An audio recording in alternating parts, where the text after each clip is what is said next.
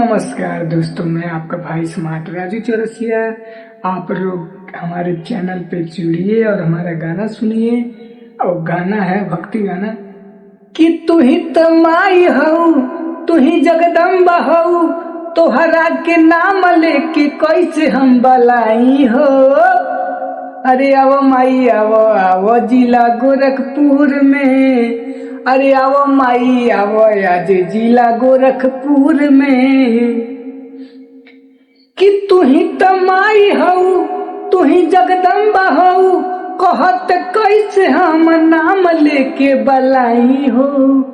आवो माई आवो आवो आवो जिला गोरखपुर में, आवो माई आवो आज तू जिला गोरखपुर में।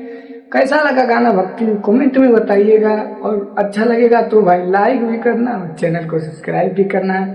तब तक के लिए वीडियो खत्म करते हैं।